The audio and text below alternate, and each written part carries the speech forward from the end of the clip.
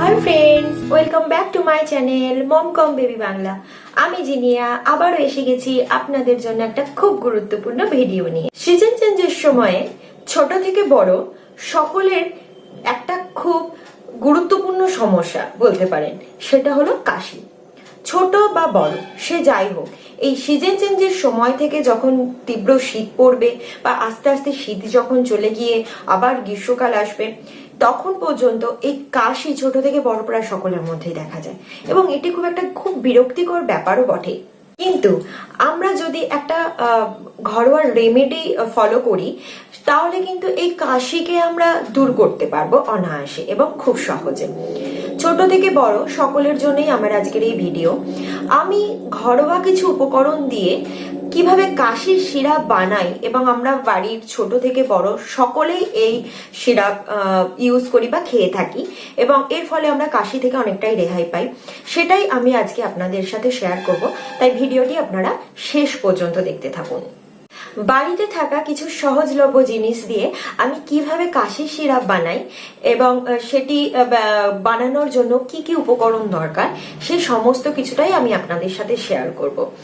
আপনারা খুব ইজি ভাবে এটা বানাতেও পারবেন এবং খুব ইজি ভাবে এটা ব্যবহারও করতে পারবেন, কারণ এটার তো প্রথমত কোনো সাইড এফেক্ট নেই, আর তাছাড়া এটা তৈরি করতে সেরকম আপনাদের কোনো খরচাও হবে না, আর এটা ব্যবহার করাও খুব সহজ সাধ্য ব্যাপার। কারণ এটি হচ্ছে আপনারা সারা দিনে যদি 3 বার 1 চামচ করে খেতে পারেন, তাহলে এই কাশি থেকে আপনারা অনেকেই কিন্তু দূরে থাকবেন। যেসব শিশু 6 মাস বয়স হয়ে গেছে, অর্থাৎ 6 মাস বয়সের পর থেকে কিন্তু সকল শিশুদের আপনারা এই কাশির সিরাপ দিতে পারবেন, এমনকি বড়রাও এই কাশির সিরাপ খেতে পারবেন। এই কাশির সিরাপ বানানোর জন্য কি কি প্রয়োজন সেটা আপনাদের সাথে শেয়ার করি। কাশির সিরাপ বানানোর জন্য প্রয়োজন তুলসী পাতা, কালো জিরে, জোয়ান, মধু, আদা এবং কাঁচা হলুদ। এই সিরাপ আপনারা বাড়িতে কিভাবে বানাবেন? তুলসী পাতা, কালো জিরে, জোয়ান, লবঙ্গ, কাঁচা হলুদ, আদা ভালোভাবে এটাকে ধুয়ে নেবেন। তারপরে আপনারা যতটা বানাতে চান সেই পরিমাণ জল নেবেন। ধরুন আপনারা 1 কাপ পরিমাণ যদি বানাতে চান, তাহলে আপনাদেরকে 2 কাপ পরিমাণ জল নিতে হবে। 2 কাপ জলেতে এই সমস্ত উপকরণগুলো দিয়ে দেবেন।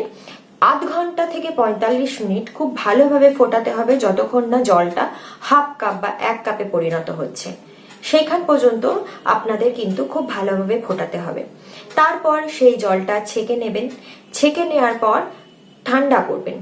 যখন খাবেন তাতে মধু অ্যাড করে নেবেন। মধু অ্যাড করে আপনারা খাবেন।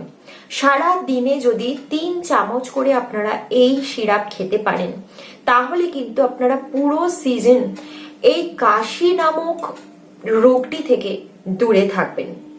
ঠান্ডা পড়ার সময় অধিকাংশ শিশুই কিন্তু কাশি সর্দিতে আক্রান্ত হয়। সেই আক্রান্ত হওয়ার আগে থেকেই যদি আপনারা এই রেমেডি ফলো করতে থাকেন, তাহলে কিন্তু কাশি বা সর্দিতে আক্রান্ত হওয়ার সম্ভাবনাও অনেকাংশে কম থাকে। আপনারা যে কাশির সিরাপটা তৈরি করবেন সে সম্পর্কে একটা কথা বলে দিই। এই সতর্কতাটাকে আপনাদের অবলম্বন করে চলতে হবে। সেটি হলো, যেদিন তৈরি করবেন সেদিনের মধ্যেই শেষ করে ফেলার চেষ্টা করবেন। অর্থাৎ প্রত্যেক দিন আপনারা তৈরি করার চেষ্টা করবেন। বড়রা হলে সেটা একদিন তৈরি করে আপনারা 2 দিন সেটাকে খেতেই পারেন, বাট শিশুদের ক্ষেত্রে আমি বলবো যেদিন তৈরি করবেন 3 চামচের মতো তৈরি করবেন, সারাদিন 3 চামচ খাইয়ে দেবেন, পরের দিন আবার নতুন ভাবে তৈরি করবেন। আশা করি ভিডিওটি আপনাদের অনেক উপকারে আসবে।